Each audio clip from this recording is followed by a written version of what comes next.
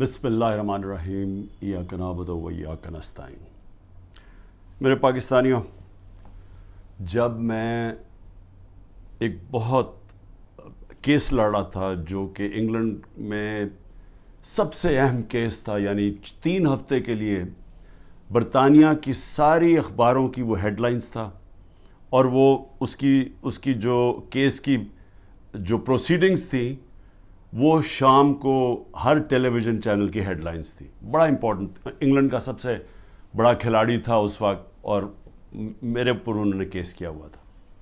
تو میرا بھی جو وکیل تھا وہ برطانیہ کا مانا ہوا وکیل تھا، اس کا نام تھا سر جارج کامن، اور دوسری طرف اس کے پاس بھی برطانیہ کا ٹاپ وکیل تھا۔ تو سارا، کیونکہ میرا بھی نام تھا، ایئن بوتھم کا بہت بڑا نام تھا، تو اس وقت سارا جو انٹرسٹ تھا صرف سپورٹس میں نہیں، سب دیکھ رہے تھے اس کیس کو، اور یہ وکیل بھی ٹاپ کے تھے۔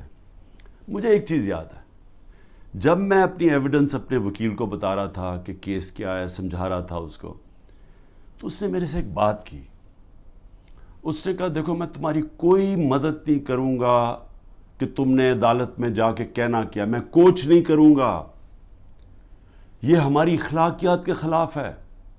حالانکہ چپ کر کے مجھے بتا دیتا کہ دیکھو وہ تمہارے سے یہ پوچھیں گے، تم یہ کہنا وہ کہنا، یا مجھے میری تیاری کرواتا، کیونکہ میں تو کبھی پہلے عدالت میں نہیں گیا تھا۔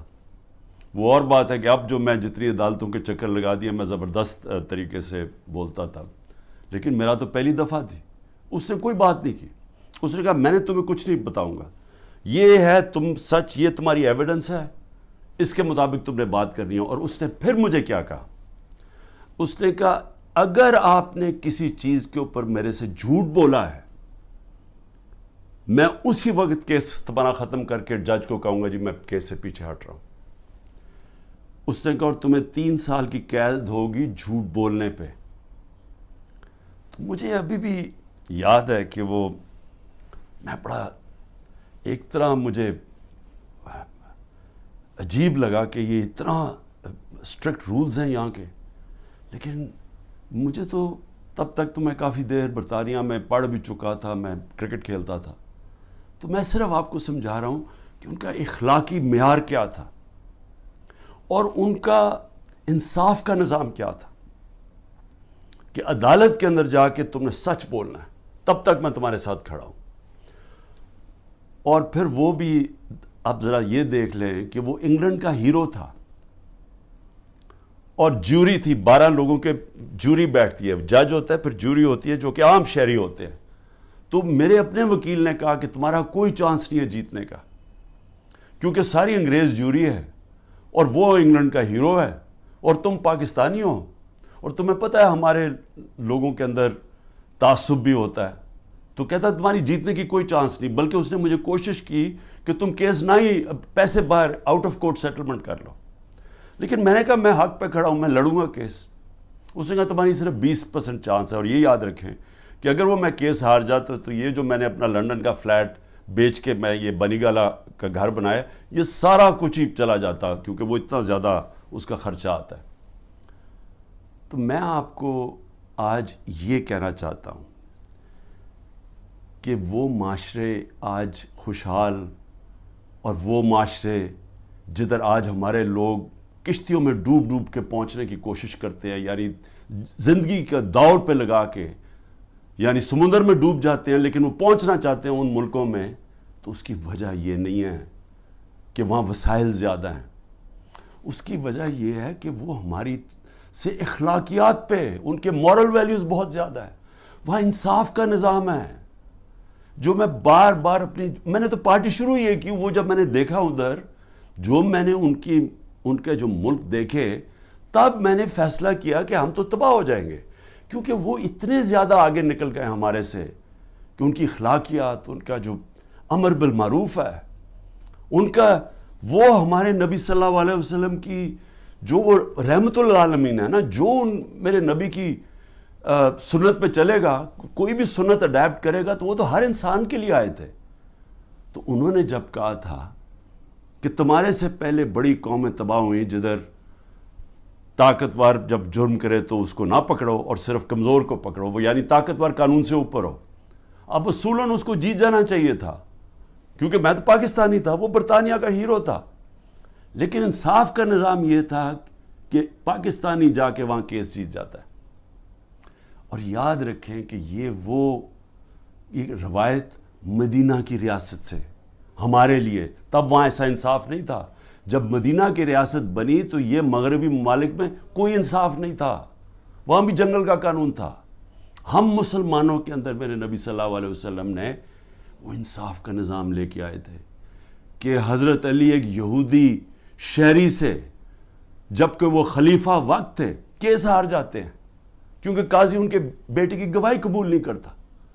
سوچیں حضرت علی کا کیا مقام ہے، لیکن انصاف کا نظام دیکھیں، اور ایک اقلیت ایک خلیفہ وقت کو سے کیس جیت جاتی ہے۔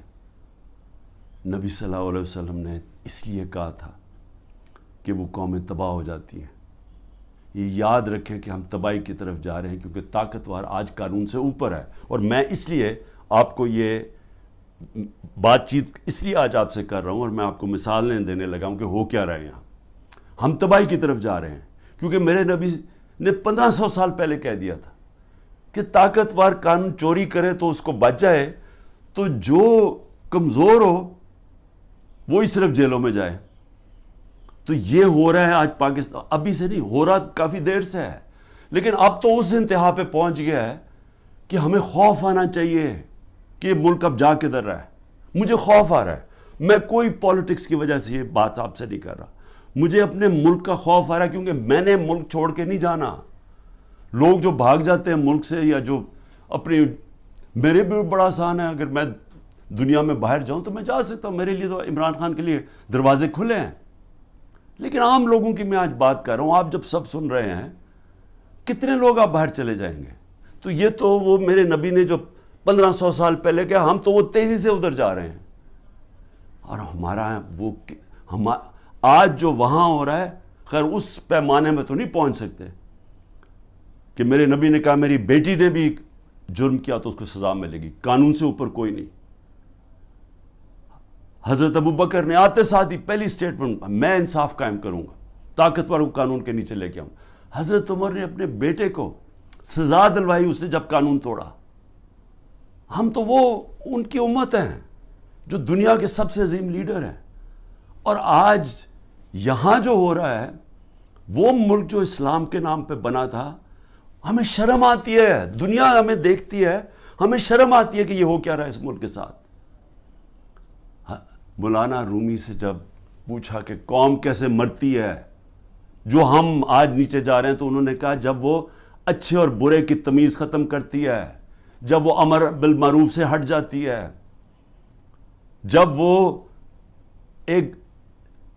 طبقہ جو ملک کا سب سے بڑا جرم کرنے والا طبقہ ہے، جب اس کو ہم اوپر بٹھا دیتے ہیں، کیونکہ ایک آدمی فیصلہ کرتا ہے بند کمروں میں، تکبر سے بھرا ہوا، پاور اتنی اس کے پاس، وہ بڑے زوروں شوروں سے فیصلہ کر رہا ہے کہ جناب عمران خان کو ہٹا کے تو میں نے ان کو، اور شہباز شریف سے تب سے اس کی بات چیت چل رہی تھی جنرل باجوہ کی۔ اب تو آج خواجہ آصف کا بیان آ گیا کہ ابھی ایک سال میری گورنمنٹ کو نہیں ہوا تھا، وہ کہتا تب سے سوچ رہا تھا کہ اس کو گرانے کا۔ بھئی تمہاری اس کی حیثیت کیا تھی؟ الیکٹ کر کے میں آیا ہوں، پبلک کے ووٹ سے میں آیا ہوں، ذمہ داری میری ہے، لیکن اس نے فیصلہ کر لیا۔ اور یہ یاد رکھیں کہ یہ جو آج ہو رہا ہے یہ ملک کے ساتھ، یہ سب سے بڑا جنرل باجوہ اس کا ذمہ دار ہے۔ آپ کو پتہ ہے کہ جو ہم نے IMF میرے پاس آئی مل رہے ہیں، جو ہم نے، کیونکہ گورنمنٹ ڈیفالٹ کرنے جا رہی تھی، اس لیے ان کو یہ $3 ارب IMF کا چاہیے تھا۔ IMF کی سٹینڈ بائی ایگریمنٹ کی اس لیے ضرورت ہے کہ ہم ڈیفالٹ کرنے جا رہے ہیں۔ ڈیفالٹ کا مطلب یہ سمجھ جائیں کہ جس وقت پاکستان ڈیفالٹ کرتا، ہماری یہ جو معیشت کے ابھی حالات ہے، اس نے بالکل ہی بیٹھ جانا تھا، کیونکہ فنڈنگ بھی باہر سے ختم ہو جانی تھی، اور وہ نہیں ختم ہونی تھی، جو پھر اس کے بعد مہنگائی آنی تھی۔ اور آج جو مہنگائی کا حال ہے، آپ تصور کریں نا کہ میں سارے تنخواہ دار طبقہ جو آج بیٹھا ہوا ہے، غریب لوگ، پینشنرز، مزدور، جو آج مہنگائی ہے، اگر ڈیفالٹ کرتا اس سے دگنی مہنگائی ہو جانی تھی۔ اس لیے ہم نے فیصلہ کیا، حالانکہ وہ سوچیں 10,000 لوگ ہمارے جیلوں میں ہیں، عمران خان کے اوپر 180 کیس ہو چکے ہیں، پہنچ گئے ہیں 180 تک، ہماری سینئر لیڈرشپ جیل میں ہے، لوگ انڈر گراؤنڈ میں گھر توڑ رہے ہیں ان کے، ہر قسم کا ان کی بزنسز بند کر رہے ہیں۔ اس کے باوجود اپنے ملک کے لیے ہم نے کہا ٹھیک، ہم یہ اگریمنٹ کرتے ہیں تاکہ ملک نہ بیٹھے۔ لیکن سوال میرا کچھ اور ہے۔ میرا سوال یہ ہے کہ جدھر آج ہم کھڑے ہیں، کیا یہ جو اوپر حکمران ہیں ان سے ہمیں کوئی امید لگائی جا سکتی ہے؟ نہیں لگائی جا سکتی۔ کیوں؟ کیونکہ یہ اوپر بیٹھے اس لیے نہیں ہیں کہ انہوں نے ملک ٹھیک کرنے آئے ہیں۔ یہ میں آپ کو بتاؤں گا، یہ صرف اور صرف جو میں آپ کو 5 سال پہلے سے کہہ رہا تھا، یہ NRO والے لوگ ہیں جو میرے پیچھے صرف پڑے ہوئے تھے، سب اکٹھے ہو کے جی PDM بن گئی ہے، جی ڈیموکریٹک الائنس ہے۔ صرف مقصد ایک تھا کہ کسی طرح کرپشن کے کیسز سے یہ نکلے، اور میں اسی پہ چل رہا تھا۔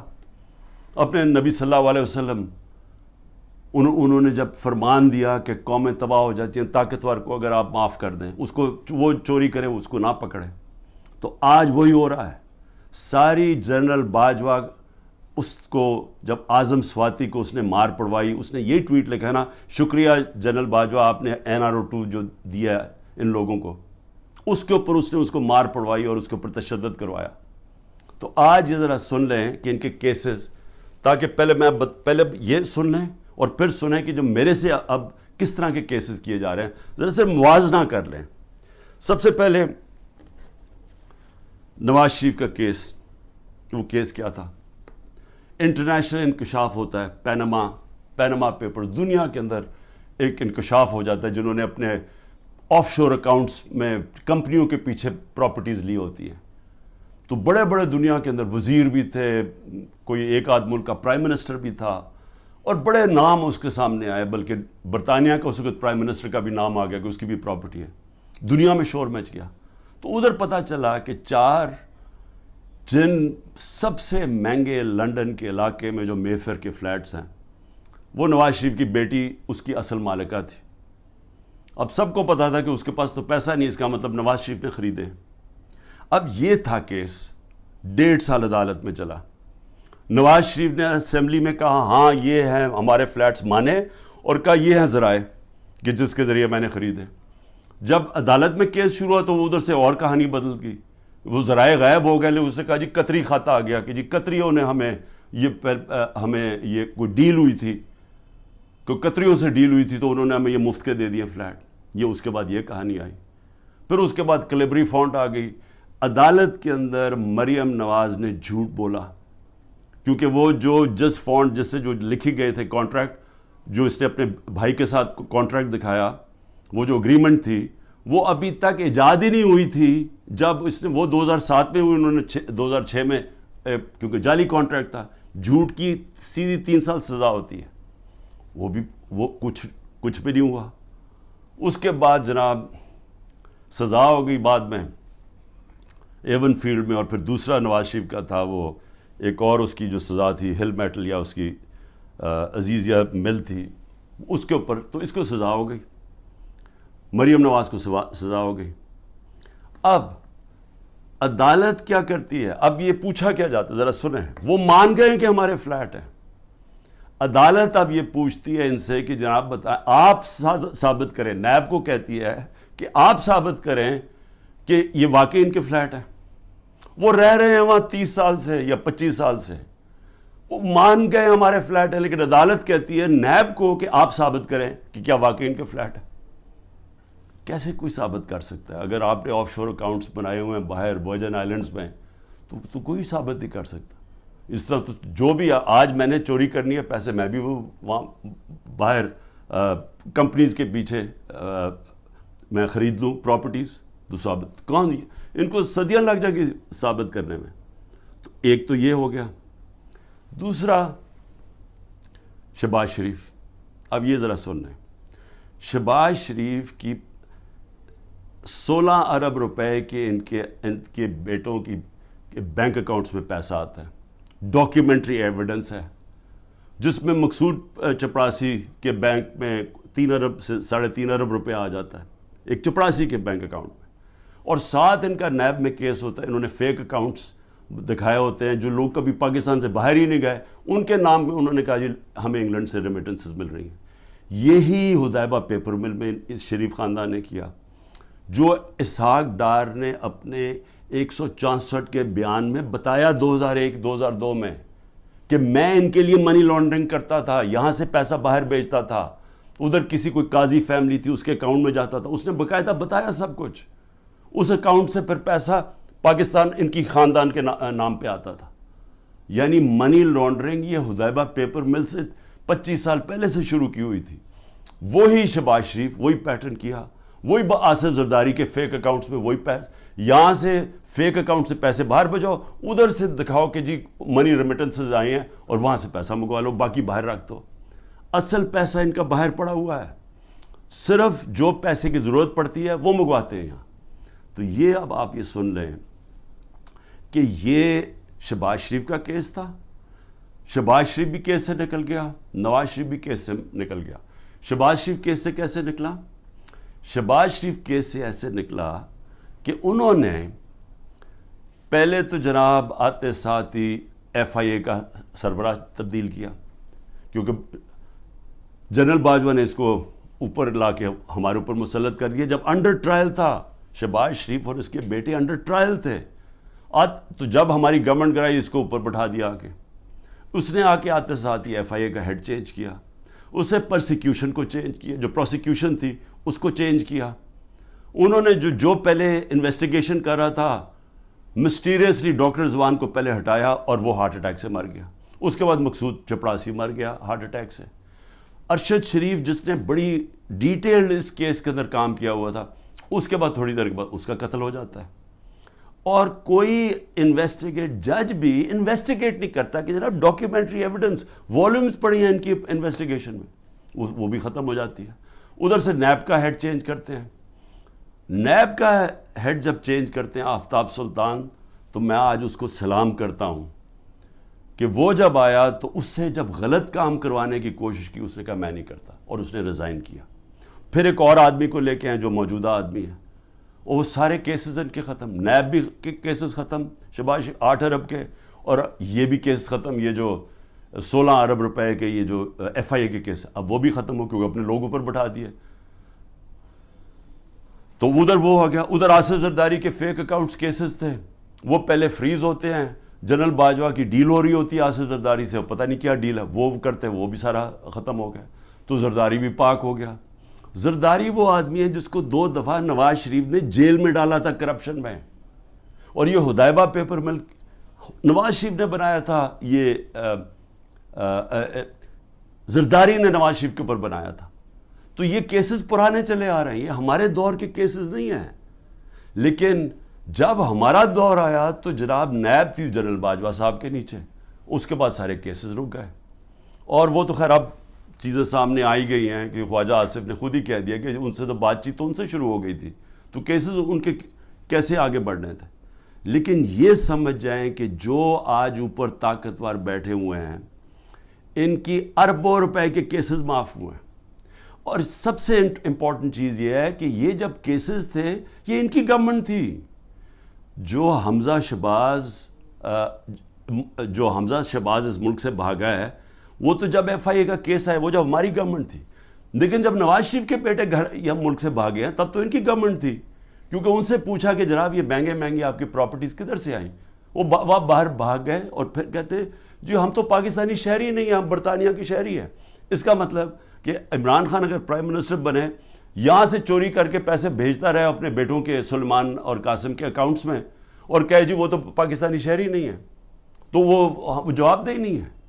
تو یہی بیٹے بھی باہر بھاگ گئے، انہوں نے کہا جی ہم جواب دہی نہیں ہیں. اس کے بعد دماد بھاگتا ہے شہباز شریف کا، وہ جب نیب اس کو کرپشن کیس پہ بلاتی ہے وہ باہر بھاگ جاتا ہے ان کی گورنمنٹ کے نیچے. پھر ان کا فائنانس منسٹر اسحاق ڈار ملک سے باہر بھاگتا ہے جب نیب بلا کے پوچھتے ہیں کہ جی آپ کے یہ اثاثے ہیں، یہ آپ کے آئے کدھر سے ہیں، یہ ایک دام آپ تیرے میر کیسے ہو گئے، وہ بھی ملک سے باہر بھاگ جاتا ہے ان کے دور میں.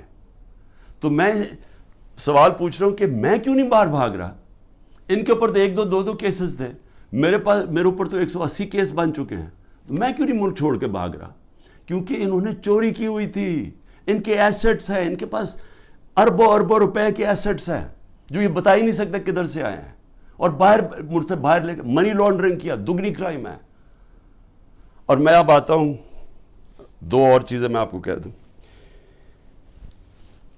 ہمارے 3.5 نیب کے سال میں 480 ارب روپیہ پاکستان نے نیب نے ریکور کیا چوری کا, کرپشن کا. 480 ارب روپیہ. اس سے پہلے سارے دور میں نیب نے 280 روپیہ ریکور کیا تھا. آج مجھے بتائیں کہ نیب سے کتنا پیسہ نیب نے کتنا پیسہ ریکور کیا؟ 1100 ارب روپیہ ریکور کرنا تھا. آج وہ کوئی پیسہ ریکور نہیں ہو رہا.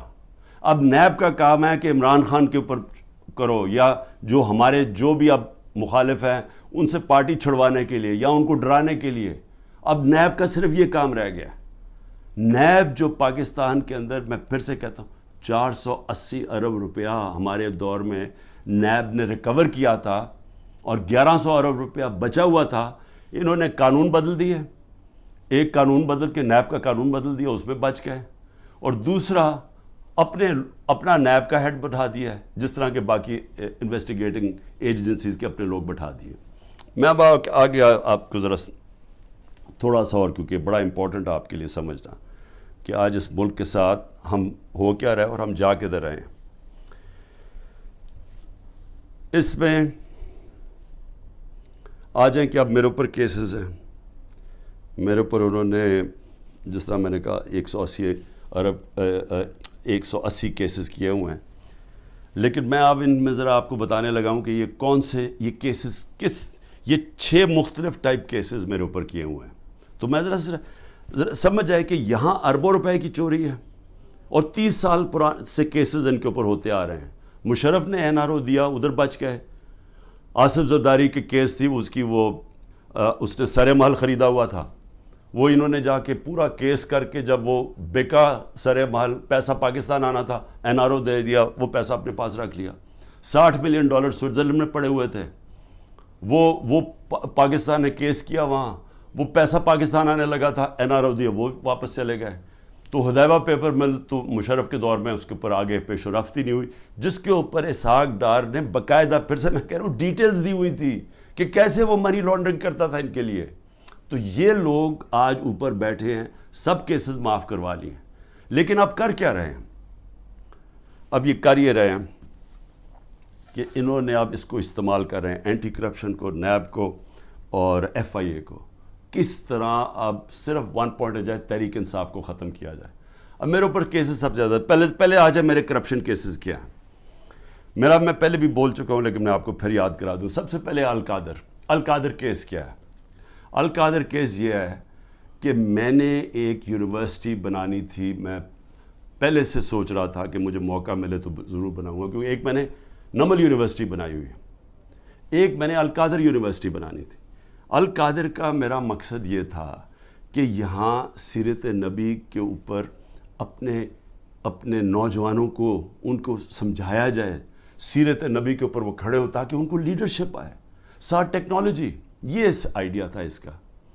اور یہ یونیورسٹی جب میں نے شروع کی تو اس کے اندر میرا مقصد تھا کہ ملک ریاض کو, کیونکہ ملک ریاض اور پروجیکٹس میں, راوی سٹی میں بھی تھا, ادھر بھی چیپ سستے ہاؤسنگ کے اندر بھی تھے. پھر بعد میں ہم نے جب یہ شروع کی سینٹرل بزنس ڈسٹرکٹ جو والٹن کی تھی, کیونکہ سب سے بڑا بلڈر ہے پاکستان کا. ملک ریاض کو صرف میں نے اس لیے کہا کہ آپ یہ کر دیں پروجیکٹ, کیونکہ ملک ریاض کی سپیڈ ہے, سب سے بڑا بلڈر ہے پاکستان میں. جو ملک ریاض نے 3 سال میں کام کیا ہے ہمارا یہ القادر میں, وہ ہمیں 14 سال 15 سال لگے نمل یونیورسٹی میں. یعنی اتنا کنسٹرکشن کا کام ہمیں 15 سال جو لگا وہ اس نے 3 سال میں کر دیا, کیونکہ وہ سب سے بڑا بلڈر ہے. میرا تو یہ مقصد تھا. ملک ریاض نے کہا میں یہ خود ہی اسپانسر کرتا ہوں یہ آئیڈیا جو القادر کا ہے. اب یہ ہوتی ہے بات, یہ سمجھیں, یہ ہوتی ہے 2018 کی نومبر دسمبر کی بات ہے. اس کے بعد جب وہ اس کی اوپننگ شروع, اس کی جو سٹون لینگ ہے وہ مئی میں شروع ہو جاتی ہے. مئی 2019 میں.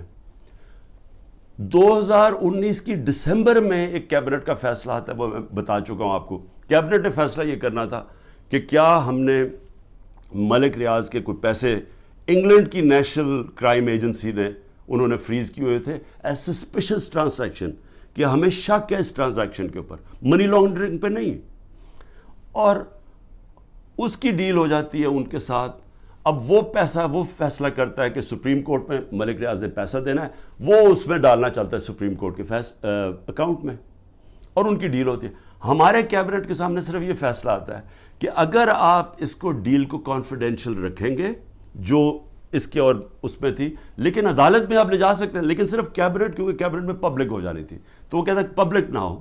اگر آپ کانفیڈینشیل رکھیں گے تو 190 ملین پاؤنڈ پاکستان آ جائے گا سپریم کورٹ کے اکاؤنٹ میں. لیکن اگر آپ نہیں کریں گے تو آپ کو جا کے انگلینڈ میں کیس کرنا پڑے گا اور وہاں ثابت کرنا پڑے گا کہ منی لانڈرنگ ہے یا نہیں ہے. وہ سول کیس تھا.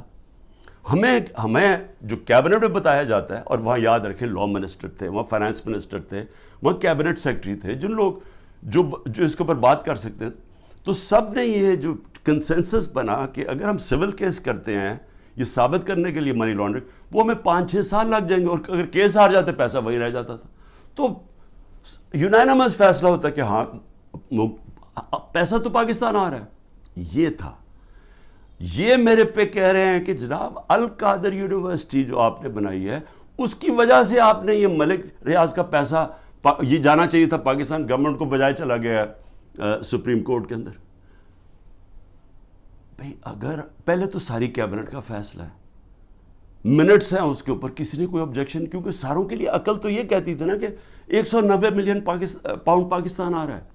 دوسرا, اگر آج آپ یہ سمجھتے ہیں کہ جی کوئی اس میں غلط ہوا ہے, اس کو گورنمنٹ کے پاس آنا چاہیے, سپریم کورٹ کو آپ لکھیں کہ جی غلط آ گیا, اس کو پیسے کو وہاں کریں, اور اگر وہ ملک ریاض آبجیکٹ کرتا ہے, ہم جا کے انگلینڈ میں کیس کریں گے, ہم جا کے وہ ثابت کریں گے, ہمیں ثابت کرنا پڑے گا. یاد رکھیں ہمارے اوپر ہے پھر گورنمنٹ پہ کہ ثابت کریں کہ جناب یہ پیسہ منی لانڈرنگ کا تھا.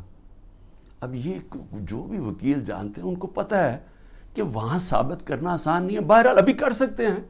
تو اس میں عمران خان کا کیا فائدہ ہوا؟ پیسے پڑے ہیں سپریم کورٹ میں, دوسری طرف وہ القادر کھڑی ہوئی ہے, وہ ایک ٹرسٹ چل رہا ہے. ٹرسٹ ڈیڈ کے اندر لکھا ہوا ہے کہ کوئی بھی ٹرسٹی, یا عمران خان اور بشرا بیگم کو اس لیے بنایا کیونکہ ان کو سیرت نبی میں انٹرسٹ ہے.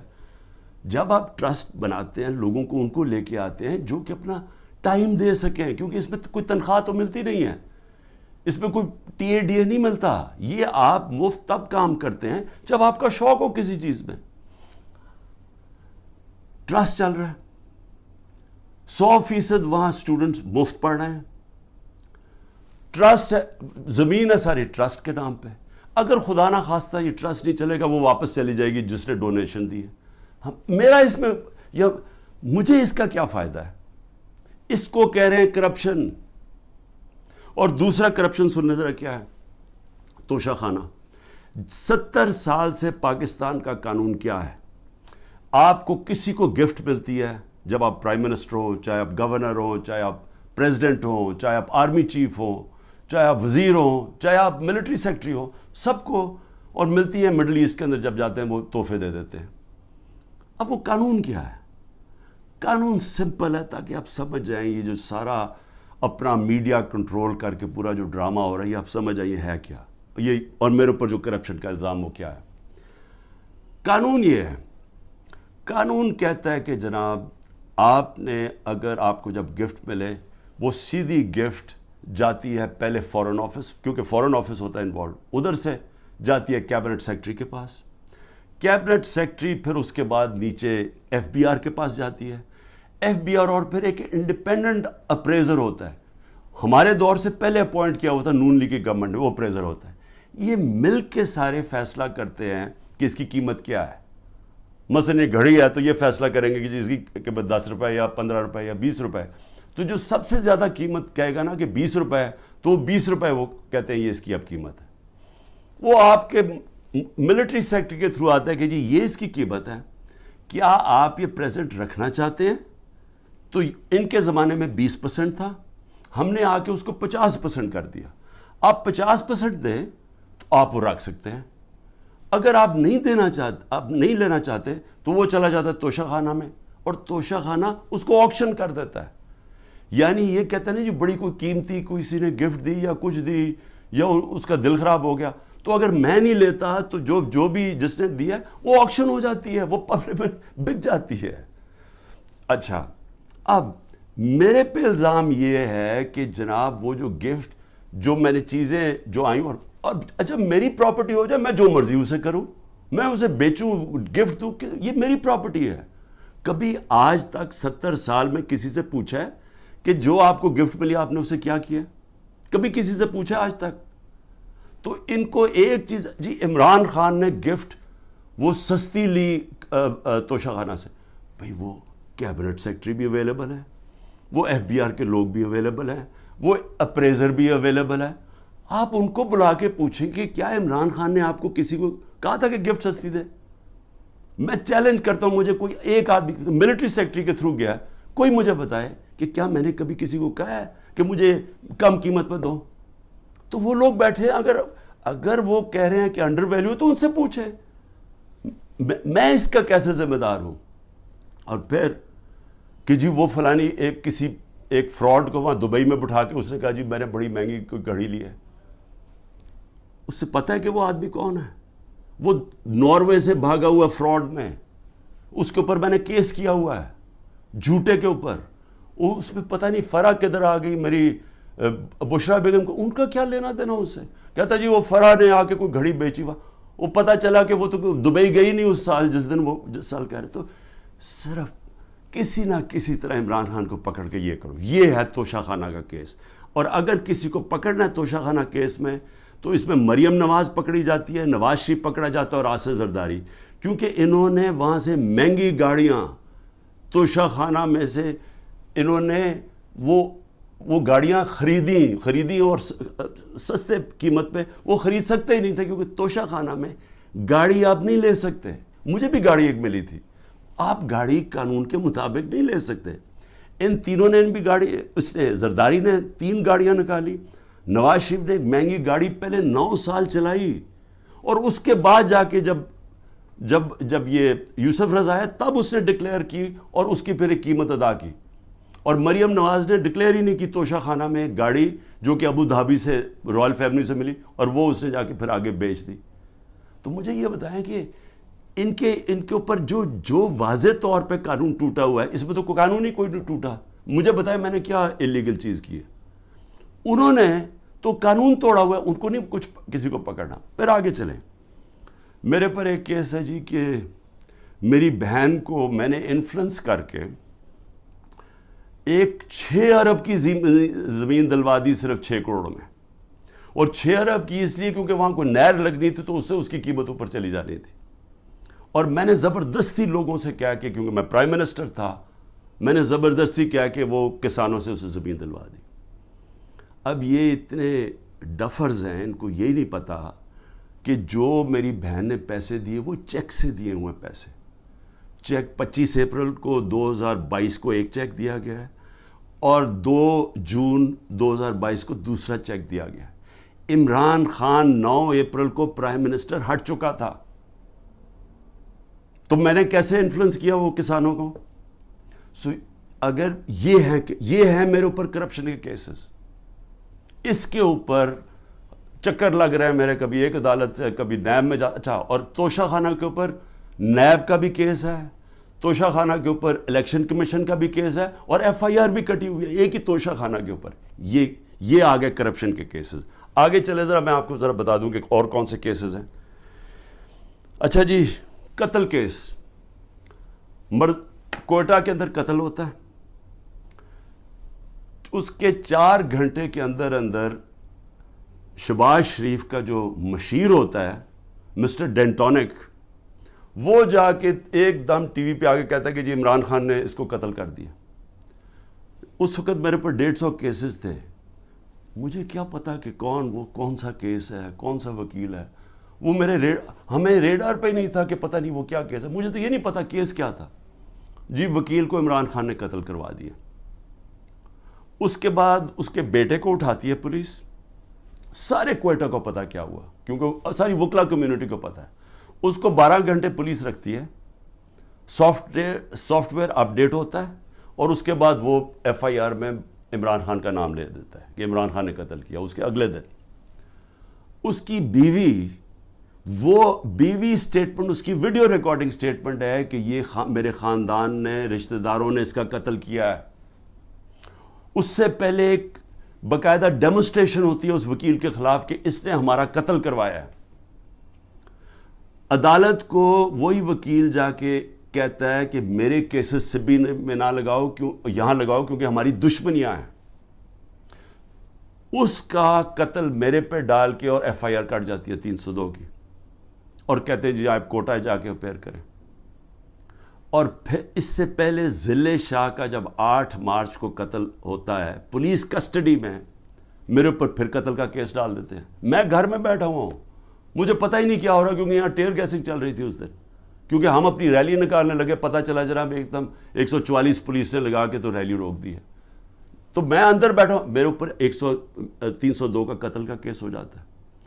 3 دن کے بعد جب ضلع شاہ کا پوسٹ مارٹم ہوتا ہے اور پتہ چلتا ہے کہ 26 جگہ اس کے اوپر تشدد کر کے اس کو قتل کیا. اب اس کے بعد پولیس پھنس جاتی ہے. پھر کیا کرتی ہے؟ نہیں جی وہ ایکسیڈنٹ ہوا ہے، اور ایکسیڈنٹ میں بھی پھر مجھے بات ہے کہ جی میں نے کوئی انفارمیشن نہیں دی، ایک اور ایف آئی آر کٹ جاتی ہے. تو میں آپ کو صرف یہ بتا رہا ہوں کہ یہ جو قتل کرنے کا کیس ہے، یہ یاد رکھیں کہ یہ پہلے سے یہ جو اوپر بیٹھے ہوئے ہیں یہ پرانے گاہک ہیں. یہ لوگوں کو قتل کروانے کے یہ ہیں، یہ شہباز شریف خاص طور پہ، اور یہ جو لوگوں کے اوپر جھوٹے کیسز کرنے کے یہ ماسٹر ہیں اس کے. میں اب بات کر رہا ہوں یہ جب 97 سے 99 تک یہ شہباز شریف جب چیف منسٹر تھا اور بھائی صاحب اوپر پرائم منسٹر تھے. ذرا یہ چھوٹی سی ایک عابد باکسر نے اس کے اوپر کہا ہوا ہے ڈاکیومنٹری، وہ سنیں.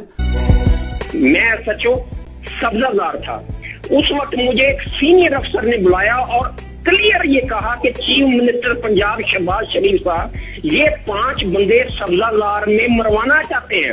میں نے انکار کیا. میرے انکار کے بعد یہ ڈیوٹی انہوں نے اپنے لیفٹ ہینڈ، رائٹ ہینڈ نہیں لیفٹ ہینڈ عمر ورک کی لگائی، اور وہ عمر ورک نے 5 سبزہ زار میں بندے وہ قتل کیے. اس سے پہلے میں آپ کو بتا دوں کہ گارڈین کے اندر ایک آرٹیکل چھپتا ہے، یہ جب 97 سے 99 تک تھا شہباز شریف. آرٹیکل کیا ہے؟ اس میں کہتا ہے 850 ایکسٹرا جوڈیشل کلنگ پولیس مقابلے میں لوگوں کو مروایا جاتا ہے جب شہباز شریف چیف منسٹر تھا. اور اس کے اندر وہ ایمنسٹی انٹرنیشنل کنفرم کرتے ہیں کہ یہ بالکل ٹھیک ہے کہ پولیس انکاؤنٹر کے ذریعے شہباز شریف نے اس کے دور میں لوگ مروائے گئے. اب ذرا یہ سنیں کہ عابد باکسر کیا کہتا ہے. پنجاب میں جعلی مقابلوں کے لیے پولیس انسپیکٹرز کو کیسے مجبور کیا جاتا ہے؟ انکاؤنٹر اسپیشلسٹ عابد باکسر کی نئے ویڈیو میں سنسنی خیز انکشافات. مجھے حراست میں لے کر جھوٹے مقدمات میں نامزد کیا گیا، یہ ان کی جانب سے کہا گیا. کچھ چیزیں جو میڈیا اور پبلک کے سامنے لانا چاہتا ہوں کہ کس طرح شہباز شریف صاحب لوگوں کے ریکارڈ بنواتے ہیں، کس طرح انہیں جعلی پولیس مقابلے میں مارا جاتا ہے، کس طرح لوگوں کی جائیدادیں ہتھیائی جاتی ہیں. یہ تمام چیزیں میں آج پبلک کے سامنے رکھوں گا تاکہ وہ اس کا فیصلہ کر سکیں. میں 99 میں بطور S H O factory area تعینات تھا. میرے ماموں ایک رقبہ باغ بچہ کی ملکیت کے دعویدار تھے. میاں صاحب اس کو خریدنا چاہتے تھے لیکن قیمت میاں صاحب کی مرضی کی ڈیسائیڈ نہیں ہو رہی تھی، جس کے بعد میاں صاحب نے اس کو ہتھیانے کا فیصلہ کیا. لیاقت نام کے مالی کو مدعی بنا دیا گیا، اور مدعی بنانے کے بعد اس کو ایک پرچہ دے دیا گیا کہ یہ تمام رجسٹریاں باغ بچہ کی جو ہے یہ جعلی اور بیک ڈیٹڈ ہے. اور ایک فقرہ لکھوا دیا گیا کہ میرے ماموں ظفر عباس نے مالی کو دھمکی لگائی ہے کہ میں عابد باکسر سے تجھے مروا دوں گا. یہ جو بات یا یہ جو لائن ہے یہ اینٹی کرپشن لا کے مطابق کوئی جرم نہیں بنتا. زیادہ سے زیادہ اگر ہوتا تو 506 کا پرچہ میرے ماموں کے خلاف درج ہو سکتا تھا. میرے ماموں پہ پریشر ڈالا گیا، میرے ماموں یہ پریشر برداشت نہ کر سکے اور وہ بچوں کے ساتھ بیرون ملک چلے گئے. میاں شہباز شریف صاحب کے حکم پر مجھے معطل کر دیا گیا. معطل کرنے کے بعد مجھے گرفتار کر لیا گیا. گرفتار کرنے کے بعد مختلف تھانوں میں مجھے زیر حراست رکھا گیا. اس کے بعد ایک لیٹر حمزہ شہباز کا جو منظر عام پہ آیا, تمام پاکستان کے اخبارات میں چھپا. اس میں اس نے فواد حسن فواد صاحب کو لکھا کہ عابد باکسر کے خلاف سخت ترین ایکشن لیا جائے, اور ایک فقرہ آخر میں لکھا, please note it that we are not in the habit of listening the word legal or illegal. اس کے بعد مجھے اچھا جی, اب یہ ذرا سمجھ جائیں کہ جو قتل, اور اس نے شہباز شریف نے ایک اور میرے اوپر الزام لگا دیا کہ میں آرمی چیف کو اب قتل کروانا چاہتا ہوں, کہ میں پلان کر رہا ہوں آرمی چیف کو قتل کروانے کے لیے. اور اس دیکھیں وہ جو ہوتا ہے نا, وہ کہتے ہیں کہ ایک انگریزی میں ہے کہ takes a thief to catch a thief, یعنی چور جو ہوتا ہے وہ چور کو پکڑ سکتا ہے کیونکہ چور چور کی طرح سوچتا ہے, کیونکہ یہ ساری زندگی یہ جرائم پیشہ لوگ ہیں, یہ اس کو پتہ ہے کہ عمران خان کوئی قتل نہیں کروانا ہے, ان کو پتہ ہے کہ نہ میں, سب کو کوئٹہ کو پتہ ہے نہ میں نے اس کو قتل کروایا نہ یہ ذل شاہ کو, لیکن یہ جھوٹے الزام لگانے کے یہ ماسٹر ہے. اچھا یہ قتل یہ ہو گیا, جب مرڈر کیسز یہ میرے پاس ایک ایف آئی آر ادھر کی کٹی ہوئی ہے اور ایک انہوں نے ذل شاہ کے اوپر اور چینج کر کے کٹوا دیے. پھر آ جائے جی دہشت گردی. زیادہ تر اب میرے پر کیس دہشت گردی کی عدالتوں میں. اب وہ دہشت گردی کے کیسز کیسے ہیں؟ 9 مئی سے پہلے کیسز ہیں. وہ کیسز کیا ہے جناب؟ میں کوئی ڈیمونسٹریشن ہو رہی ہے, کوئی مظاہرہ ہو رہا ہے پی ٹی آئی کا, کوئی مظاہرہ میں کوئی انسیڈنٹ ہوتا ہے, جناب عمران خان کے اوپر دہشت گردی کا کیس. ایک الیکشن کمیشن کے باہر مظاہرہ ہو رہا ہے, اس کے اندر کچھ آپس میں کچھ ہوتا ہے, مجھے کیا پتا, عمران خان کے اوپر دہشت گردی کا پرچہ. مریم نواز کی ویڈیو ہیں سب کے پاس کہ یہ جا کے یہ جب اس کی پیشی ہوتی ہے نیب کے اندر تو پتھراؤ کرتے ہیں نیب کے اوپر. گاڑی بھری ہوتی ہے جس میں پہلے پتھر لے کے جاتے ہیں, پتھراؤ ہوتا ہے. کوئی کیس ہوا اس کے اوپر؟ کوئی دہشت گردی کا کیس ہوا؟ کوئی کیس ہوا؟ تو کچھ بھی ہوتا ہے, کوئی ڈیمونسٹریشن کی عمران خان کے اوپر دہشت گردی کا. اچھا پھر 9 مئی آ جائیں. اب 9 مئی کے بعد میرے اوپر ایک اور بارش ہوگی ہے کیسوں کی. اب ہر روز کوئی نیا کیس آ جاتا ہے کہ وہ جو میاں والی میں وہ جو جہاز جلایا گیا تھا وہ اس میں بھی عمران خان کے اوپر دہشت گردی کا کیس ہے. ساری جگہ کیسز آ گئے. اب یہ پہلے 9 مئی کو کلیئر کر دیں. 9 مئی کو پاکستان کے سپریم کورٹ نے کہا کہ جو عمران خان کو 9 مئی کو اغوا کیا گیا تھا وہ غیر قانونی اور غیر آئینی تھا. یہ سپریم کورٹ کا فیصلہ ہے. اب مظلوم میں ہوں, مجھے اٹھایا جا رہا ہے ایک دہشت گرد, ایک مجرم کی طرح وہاں سے ڈنڈے مار کے. رینجرز نہیں کمانڈوز تھے, کیونکہ جو میرے 4-5 کمانڈوز تھے ان کو وہ تو ایک دم پہچان گئے کمانڈوز تھے.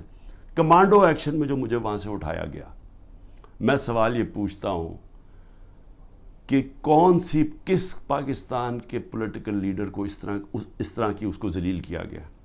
لوگوں کو مارا گیا, وہاں کے سٹاف کو مارا گیا, جو وہاں سٹاف بیٹھا ہوا تھا رجسٹری آفس کا, ہائی کورٹ کا سٹاف, وکیلوں کو مارا گیا, ڈنڈے مارے گئے. وہ بیچارے 4-5 گارڈ تھے اتنے زیادہ, انہوں نے ان کو مارا, میرے لگا ڈنڈا, جس طرح مجھے پکڑ کے لے کے گئے. اب سب سے پہلے تو یہ یاد رکھیں کہ یہ غیر آئینی اور غیر قانونی تھا, ذلیل کیا مجھے. اس کے اوپر جو ری ایکشن آیا وہ آنا تھا. سب سے بڑی پارٹی ہے پاکستان کی, تو کیا لوگوں کو جو دیکھ رہے تھے, اور صرف ری ایکشن یہاں نہیں آیا, جدھر پاکستانی انٹرنیشنل تھا وہاں ساری جگہ ری ایکشن آیا. ری ایکشن آنا تھا کیونکہ لوگ مجھے 50 سال سے جانتے ہیں, تو جو لوگوں نے دیکھا اپنی آنکھوں کے ساتھ اس کے اوپر ریئیکٹ ہی کرنا تھا. تو مظلوم یعنی ظلم میرے پہ ہوتا ہے, میرے لوگوں بالکل ان کی جائز ہوتی ہے کہ وہ آ کے پرامن احتجاج کریں, کیونکہ قانون اجازت دیتا ہے. ایک ناانصافی ہوتی ہے, اس کے اوپر پرامن احتجاج کرتے ہیں. اور صرف پاکستان, پھر سے میں کہتا ہوں, اب انٹرنیشنل جو ہوتا ہے, کیا وہاں بھی وہ غلط لوگ نکلے تھے؟ اس سب کو ایک بس جناب فوج کے خلاف کچھ ہو گیا, شہداء کے خلاف کچھ ہو گیا, اس کو اس مد میں ڈال کے کہ وہ بات نہیں کرتا کہ وہاں گولیاں چلائیں گئی. نہتے لوگوں کو مارا گیا. 25 لوگ کم از کم انہوں نے مارے ہیں, کیونکہ ہمیں پوری طرح پتہ نہیں ہے. جو پولیس نے 25 لوگوں کو گولی قتل کیا, شہید کیا میں کہتا ہوں, کیونکہ پرامن احتجاج حق کے لیے, ناانصافی کے خلاف کھڑا ہونا تو ہمارا حق ہے. اس کے اوپر لوگوں کو قتل کیا گیا, اور وہ شہید ہیں. جو انصاف کے لیے کھڑا ہوتا ہے اس کو شہید کہتے ہیں. 16 کے پاس ہماری ایڈریسز ہیں. جو ان کے رشتہ دار ہیں ان کے اوپر چڑھائی کر دی. وہ بیچارے ڈرے ہوئے بیٹھے ہیں, مشکل سے نام دے رہے ہیں. جو باقی 8-9 ہیں وہ ہمیں بتا ہی نہیں رہے, کیونکہ وہ ڈرے ہوئے انڈر گراؤنڈ چلے گئے ہیں. اس طرح انہوں نے, جس طرح ذلے شاہ کے گھر ساری پہنچ گئی تھی ان کی ساری پنجاب کے آئی جی اور سارے, اور اسے جب اس کی جب باڈی تھی تو اس کو کہا جی یہ ایکسیڈنٹ ہوا, زمین پہ پڑا, یہ ملا ہے سائٹ پہ. جو سارے باڈی کے اوپر جو پوسٹ مارٹم میں تشدد کے, کیونکہ کبھی ایکسیڈنٹ میں بھی تشدد ہوتا ہے, تو وہ ساری پولیس پہنچ گئی اور وہ بیچارے پیچھے سہم گئے. اسی طرح سارے جو ان کے رشتہ دار ہیں جو ہوا ہے وہ سارے سہم گئے. 9 کا ہمیں پتہ نہیں چل رہا, اور 16 جو ہیں ان کو وہ دے نہیں رہے, ان کو رپورٹ نہیں دے رہے, ان کا پوسٹ مارٹم نہیں کر رہے. تو پہلے تو ان کو قتل کیا, شہید کیا, اس کے بعد انہی کے اوپر دباؤ ڈال دیا. جو مظلوم ہے انہی کے اوپر ڈال دیا, کیسز بھی ان کے اوپر کر دیے.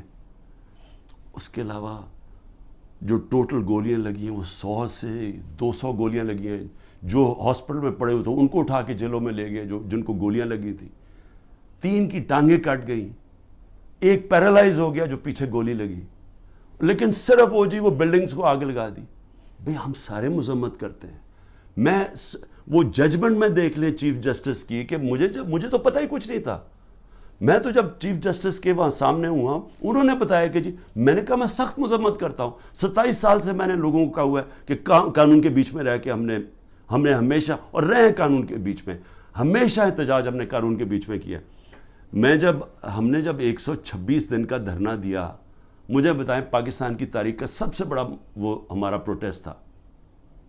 کیا ہوا, کیا لڑائی, کوئی لڑائی ہوئی, کوئی لوگوں کو مارا داڑا, ساری دنیا آتی تھی پروٹیسٹ کر کے چلی جاتی تھی. میں نے کوئی 70 جلسے کیے پاور سے نکلنے کے لیے. تاریخ میں سب سے بڑے جلسے ہوئے ہیں. کوئی بتائیں کوئی کسی قسم کا انتشار ہوا. مجھے گولیاں لگیں تو کوئی بلڈنگ جلائی گئی. تو یہ جو ہوا ہے, ہم بار بار کہہ رہے ہیں کہ جی اس کی انڈیپینڈنٹ انویسٹیگیشن کروائیں. ہر چیز کی ہمیشہ انڈیپینڈنٹ انویسٹیگیشن ہوتی. ہمارا کچھ سن ہی نہیں رہا. ہمارے پاس جو ایویڈنس ہے کہ یہ لوگ اندر گھسائے ہوئے تھے جنہوں نے جا کے یہ جو جلائی ہیں, میں چیلنج کرتا ہوں کہ یہ جو ہوا ہے کور کمانڈر کا گھر, اس کے اوپر صحیح انویسٹیگیشن ہو, آپ کو پتہ چلے گا کہ پیچھے کتنی بڑی سازش ہوئی ہے. یہ سب سے پہلے تو پنجاب پولیس, آئی جی پولیس سے پوچھے. جب کیپٹل ہل کے اندر واشنگٹن میں جب ٹرمپ کے سپورٹرز چڑھ گئے, سب سے پہلے انہوں نے پولیس چیف کو خارج کروایا, اس سے فارغ کیا. تو اس سے کیوں نہیں کوئی پوچھ رہا؟ اوپر سے یہ کہہ رہے جی عمران خان ملٹری کورٹ میں, یہ عمران خان اس میں ملوث تھا. تو انہوں نے تو پہلے سے ہی پلان بنایا ہوا تھا کہ اس کو استعمال کر رہے ہیں ایک پوری جماعت کو, جو سب سے بڑی جماعت کو ختم کرنے کے لیے. اور یہ پوری کوشش کر رہے ہیں کہ جو لوگوں کو جیلوں میں ڈالا, جو کر رہے ہیں لوگوں سے. یعنی میں کبھی نہیں سمجھتا تھا کہ یہ ملک اتنا نیچے چلا جائے گا, کہ ہماری اخلاقیات اتنی گر جائیں گی. نبی صلی اللہ علیہ وسلم جب جنگ بھی جانے سے پہلے کہتے تھے, نہ تم نے عورتوں کو, مخالف دشمنوں کی, نہ عورتوں کو, نہ بچوں کو, نہ بوڑھوں کو, نہ درخت کاٹتے ہیں. یعنی اتنا دشمنوں کے خلاف تھا.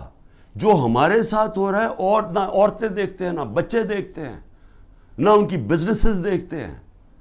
جس طرح کا ان کے رشتہ دار, ان کے جاننے والے سب کے اوپر پہنچ جاتے ہیں.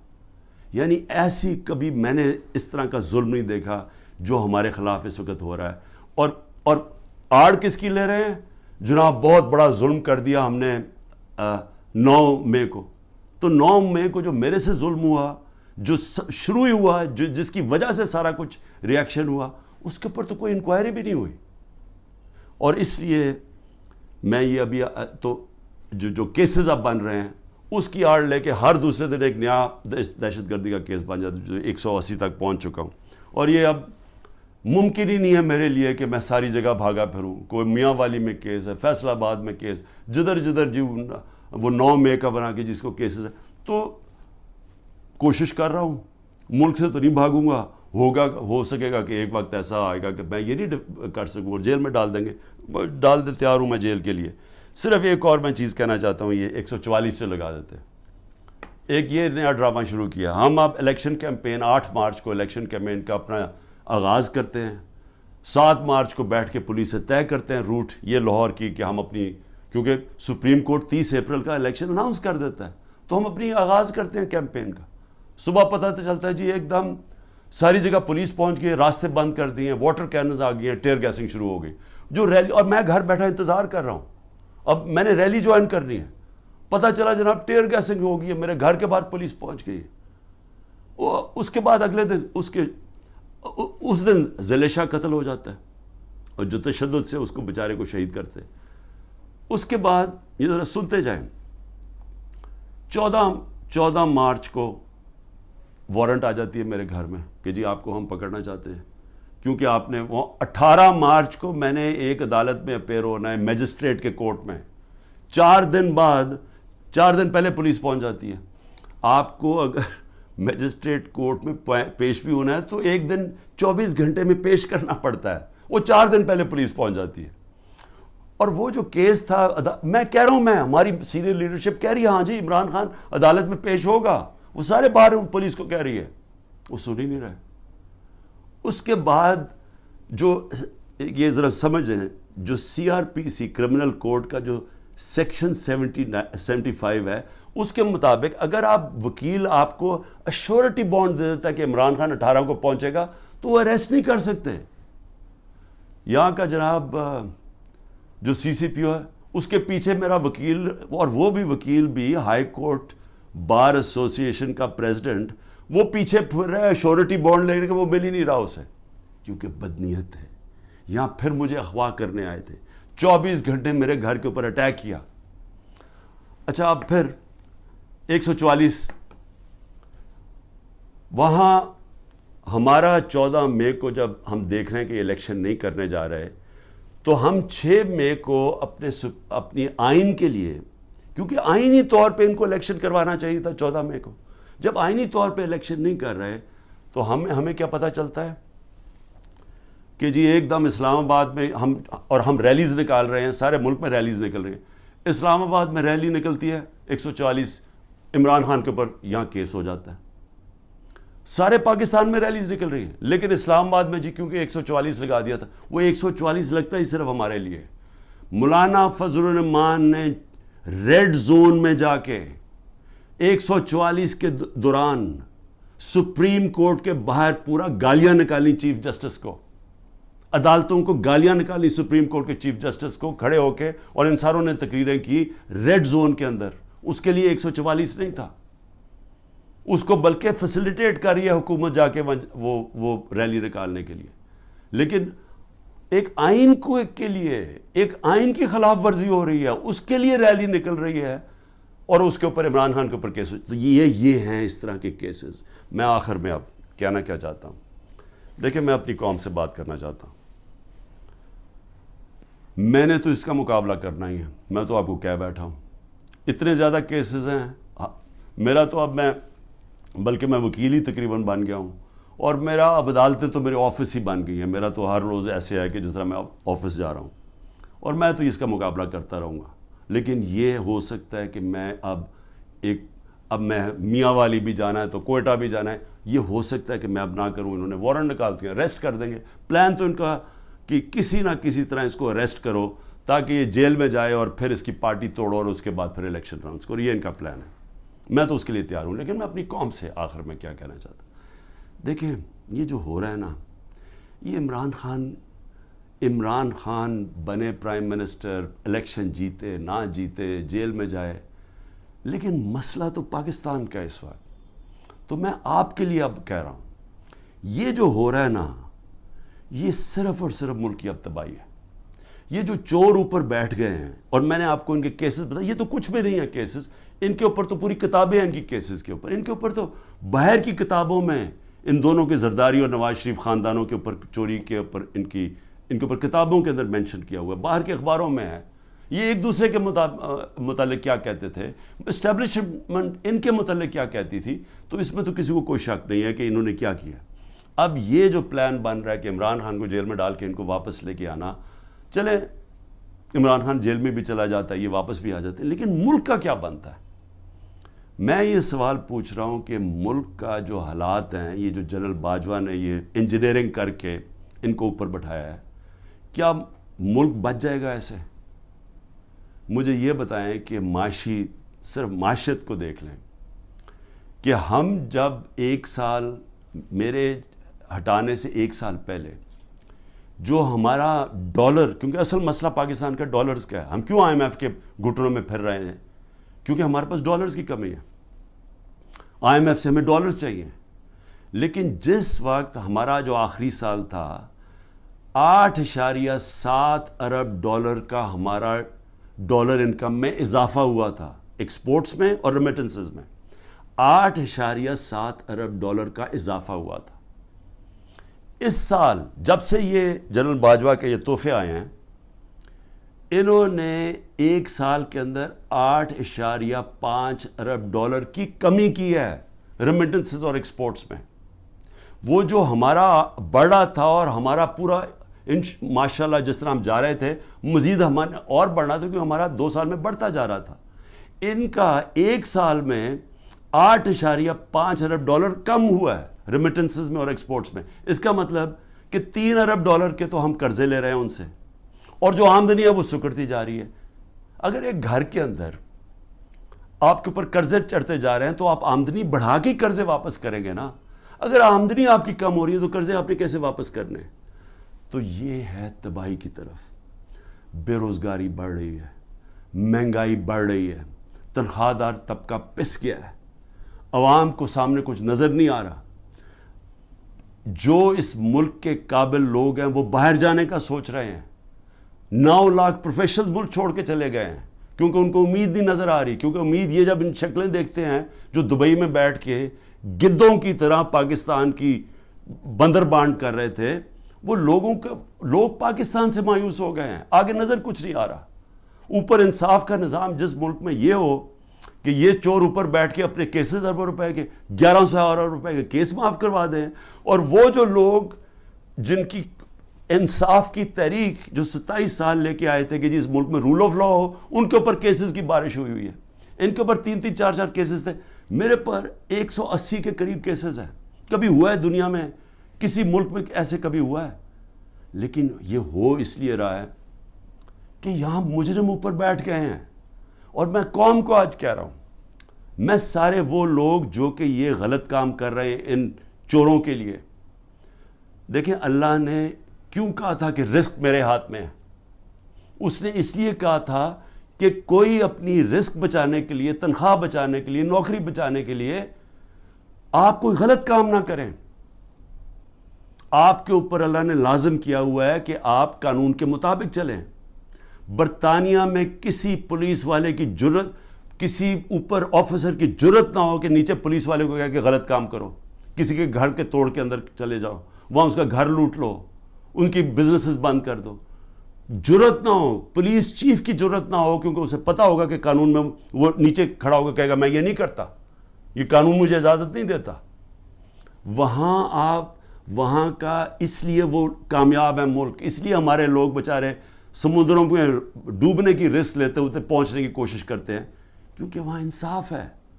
وہاں کسی کو غلط کام کرنے کے لیے آپ حکم نہیں دے سکتے, کیونکہ قانون ہے, انصاف ہے, رائٹس ہیں لوگوں کے, ان کے فنڈامنٹل رائٹس کی ان کی عدالتیں ان کی حفاظت کرتی ہیں. یہاں پکڑ کے جس کو مرضی اٹھا کے اندر جیلوں میں ڈال دو, جس کو مرضی تشدد کرو. جو تشدد کی کہانیاں ہیں اتنی خوفناک ہیں جو یہ اس وقت لوگوں کے اوپر ہو رہی ہیں, پکڑ چن کے لوگوں کو اوپر تشدد کر رہے ہیں, انٹرنیشنل لا کے اگینسٹ ہے یہ.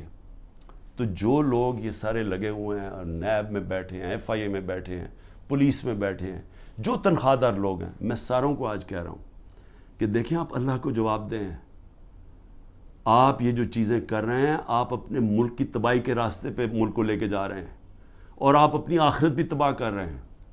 آپ کو کوئی ضرورت نہیں ہے, جب رزق اللہ نے کہا میرے ہاتھ میں ہے, آپ کو غلط کام کرنا اور گناہ کرنا کی یہ نہ کہنا اوپر والے کو کہیں گے کہ نہیں جی میں تو کیا کرتا مجھے اوپر سے غلط آرڈر آیا ہے. آپ کا رائٹ ہے کہ غلط آرڈرز آپ نہ مانیں. یہ آپ کو قانون اجازت دیتا ہے, جو کہ کسی بھی مغربی جمہوریت کے اندر کسی کی جرت نہیں ہے, کسی آفیسر کی جرت نہیں ہے کسی نچلے والے سے غلط کام کروایا جائے. یہ میں صرف آخر میں اس لیے کہہ رہا ہوں کہ اللہ نے امر بالمعروف کا ہمیں حکم دیا ہوا ہے کہ اچھائی کے ساتھ کھڑے ہو, برائی کے خلاف جہاد کرو. وہ معاشرے کا بنیاد بنتی ہے, اور عدل اور انصاف اور امر بالمعروف پہ معاشرہ کھڑا ہوتا ہے. جو وہ معاشرہ اوپر جاتا ہے جو مدینہ کی ریاست میں ہوا تھا, اور اس کو جب آپ خلاف جائیں گے تو وہ آپ اپنے پھر تباہی کا راستہ اختیار کر لیتے ہیں, جو مجھے افسوس سے کہنا پڑتا ہے جس طرف اس وقت ہم تیزی سے جا رہے ہیں.